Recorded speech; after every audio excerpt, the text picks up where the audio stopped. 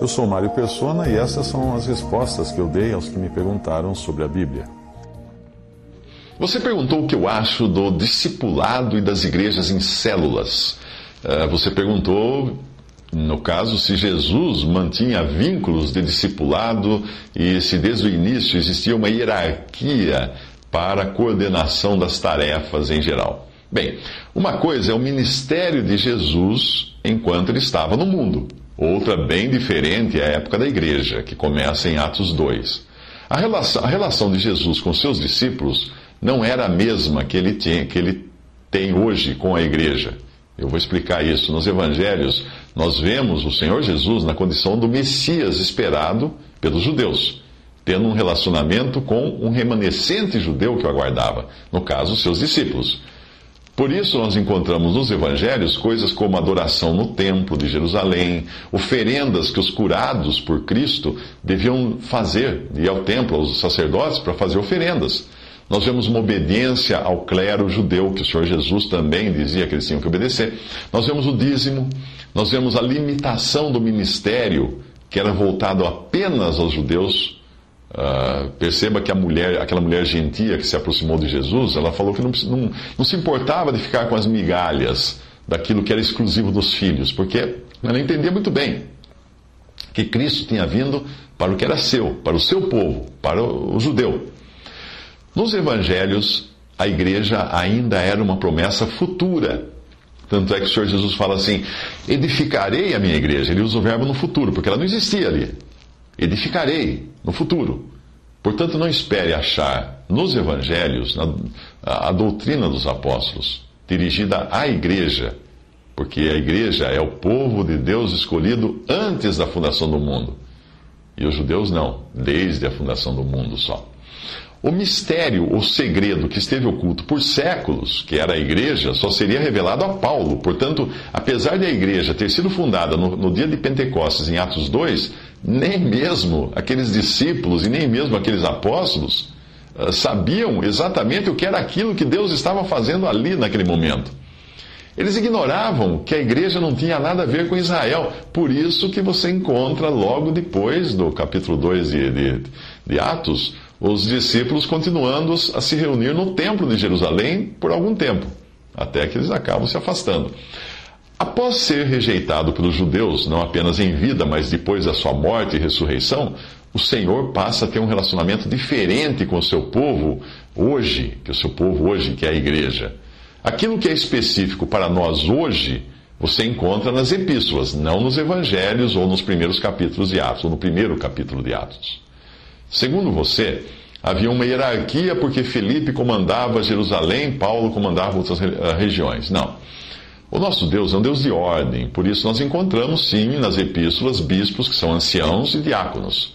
Os primeiros, os bispos, ou anciãos, ou presbíteros, eram incumbidos de supervisionar o rebanho de Deus. E os diáconos de cuidar das tarefas mais mundanas, como a distribuição da provisão para os irmãos necessitados, etc. Não se trata de dons, lembre-se disso, são ofícios.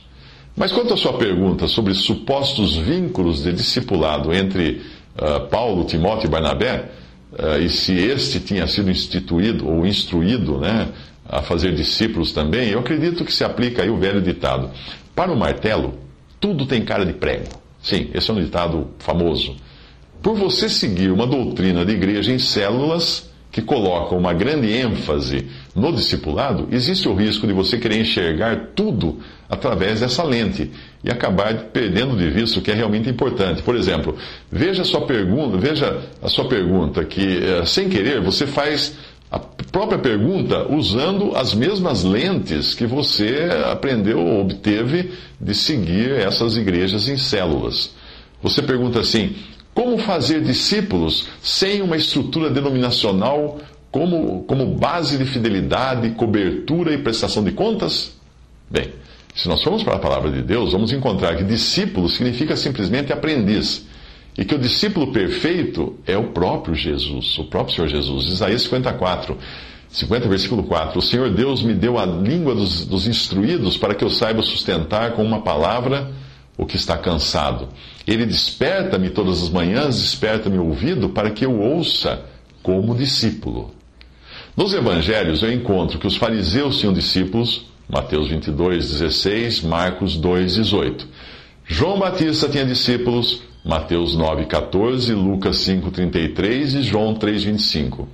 E Jesus tinha discípulos, alguns deles chamados apóstolos. Outros também eram chamados de discípulos de Jesus, como você encontra em João 6:66. Apesar de nós podermos colocar em dúvida se eram reais ou não, são chamados de discípulos. Portanto, além de aprendiz, discípulo também tem o significado de seguidor. Aos judeus que ouviam a palavra de Jesus, ele exortava em João 8,31: se vós permanecerdes na minha palavra, verdadeiramente sois meus discípulos, e conhecereis a verdade vos libertará. Agora, eu tentei encontrar algum outro tipo de discípulo, além dos discípulos dos fariseus, dos discípulos de João Batista e dos discípulos de Jesus. E sabe o que aconteceu? Eu só encontrei discípulos de homens em Atos 20, versículo 30. Mas nesse caso eram discípulos hereges. Lá diz assim: e que dentre vós mesmos se levantarão homens que falarão coisas perversas para atraírem os discípulos após si. Eu posso estar enganado, mas em todas as outras passagens que apareceu a palavra discípulos, todas elas têm o significado de discípulos do Senhor Jesus, como em Atos 9:1, e não de discípulos de outros discípulos, como se existisse uma cadeia, uma pirâmide de comando na igreja. Eu não encontrei isso na minha Bíblia. Você pode me indicar alguma passagem que fale de alguém sendo formalmente chamado de discípulo de Paulo ou de Pedro? Eu não achei. Eu sei que existem alguns grupos de cristãos hoje que colocam ênfase no discipulado, criando uma espécie de pirâmide, à semelhança de organizações de marketing multimídia, multinível, melhor dizendo. Nessas pirâmides existem os discípulos e discípulos numa cadeia de submissão do aprendiz para com seu mestre. Mas será que o Senhor ensinou isso? Veja a passagem de Mateus 10:24. Não é o discípulo mais que o mestre, nem é o servo mais do que o seu senhor. Basta ao discípulo ser como seu mestre, e basta ao servo ser como seu senhor. Aparentemente o Senhor está mostrando que o exemplo para o discípulo é o seu mestre. E isso podia valer no caso dos fariseus e seus discípulos, no caso de João e seus discípulos. Mas será que algum cristão quer ser menos do que discípulo de Cristo? Eu quero dizer, será que nós somos exortados a sermos discípulos de homens, a buscarmos em algum homem o nosso mestre, para o seguirmos? É certo que nós encontramos a exortação para ensinarmos pessoas que possam ensinar outras pessoas, como Paulo diz a Timóteo em 2 Timóteo 2:2, mas não encontra esse tipo de vínculo que nós costumamos ver em alguns grupos de cristãos que adotam um tipo de discipulado sistemático nas chamadas igrejas em células. A palavra de Deus diz: e o que de mim, entre muitas testemunhas, Paulo escreve a Timóteo, o que de mim, entre muitas testemunhas, ouviste, confia-o a homens fiéis, que sejam idôneos, para que também ensinem a outros. Isso refere-se tão somente ao ensino, não a um vínculo, no qual o discipulador deteria algum tipo de controle sobre o seu aprendiz, ou que este tenha algum tipo de obrigação de seguir o outro. Não. Embora nós possamos usar aí a designação de aprendiz para aquele que é objeto do ensino, não existe qualquer demonstração no sentido de criar seguidores da pessoa que ensina, ao qual algumas denominações costumam dar o nome de discipulador. O que ensina seria o discipulador e o que aprende de discípulo. Mas este é justamente o caso dos hereges, de Atos 20, versículo 30, que buscavam discípulos. Nós ensinamos pessoas a serem seguidoras ou discípulas de Jesus, não de nós mesmos, não de outros homens. Alguns usam Atos 9, 26 a 27 como argumento a favor do discipulado de homens, como se ali Saulo estivesse provando ser discípulo de Barnabé. Mas, na verdade, a palavra discípulo ali se refere a Cristo. Barnabé simplesmente o ajuda a entender certas coisas, como fizeram Priscila e Áquila com Apolo em Atos 18, 26.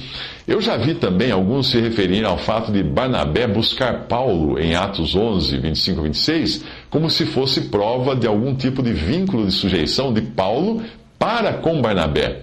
Mas tudo indica que é o contrário. Barnabé simplesmente reconhece as limitações do dom que Deus lhe deu, que é o de pastor, como nós vemos no versículo 24, ali de Atos 11, e aí ele vai em busca de alguém com o dom de mestre, que é o próprio Paulo, para ajudá-lo no trabalho de ensinar aquela recém-formada Assembleia de Antioquia. Nós não devemos nos esquecer de que muito do que Paulo aprendeu, ele recebeu do próprio Senhor, e não de outros discípulos do Senhor. E, em especial, ele recebeu do Senhor a revelação do que era a igreja, que era um mistério não conhecido até então, nem dos outros apóstolos. Portanto, a sua pergunta, como fazer discípulos sem uma estrutura denominacional, tem um problema, já que no conceito do que é um discípulo, visto que em nenhum lugar, já existe o erro no conceito do que é um discípulo que você traz, porque em nenhum lugar você encontra a palavra discípulo atribuída a um relacionamento entre um cristão e aquele que ensina a ele algo, exceto no caso dos hereges de Atos 20, eu volto a repetir, volto a insistir nisso. Mas certamente os hereges, buscando discípulos, não é o exemplo que nós queremos seguir, não é mesmo? Ou será que você pode me apontar um versículo que confirme a ideia de uma pirâmide de discipulado, como é feita em alguns grupos, em algumas denominações? Você tem um versículo para isso? Quando nós encontramos pessoas que ensinam querendo exercer algum tipo de senhorio sobre os que aprendem, nós temos um problema sério. A palavra diz a respeito dos anciãos ou bispos ou presbíteros, mas não fala de discipuladores. 1 Pedro 5,2: apacentai o rebanho de Deus que está entre vós, tendo cuidado dele, não por força, mas voluntariamente, nem por torpe ganância, mas de ânimo pronto, nem como tendo domínio sobre a herança de Deus, mas servindo de exemplo ao rebanho. Veja que é uma função de apacentar, de cuidar, de servir de exemplo, não de dominar. É bom sempre lembrar que cada cristão está diretamente ligado à cabeça do corpo, que é Cristo, e não a algum outro membro do corpo intermediário para chegar até a cabeça, que é Cristo. Não. Todo cristão tem sua ligação direta com Cristo. Claro, estamos ligados uns aos outros, mas todos somos ligados à cabeça, que é Cristo. Essa história de igrejas em células, de discipulado, está me parecendo mais uma forma velada de clericalismo, algo como os nicolaítas de Apocalipse 2, algo que o Senhor diz odiar. Em grego, Nico significa conquistar ou dominar sobre alguém, e laitan refere-se ao povo ou leigos. Juntando tudo, nós temos nicolaítas, ou conquistadores do povo, ou conquistadores dos leigos. Você quer um conselho? Fuja de qualquer doutrina ou sistema clerical ou de pirâmide de comando. Fuja. O que é bom para Amway não é bom para a Igreja de Deus. Porque sois discípulos de Cristo, fala Marcos 9:41. Alguém depois que eu disse tudo isso, que eu escrevi isso, e respondi isso, chamou minha atenção para Atos 9:25, que em algumas versões traz seus discípulos, como se referindo aos discípulos de Paulo, não apenas do Senhor. Almeida Corrigida diz assim, Atos 9:25: tomando-o de noite, os discípulos o desceram dentro de um cesto pelo muro.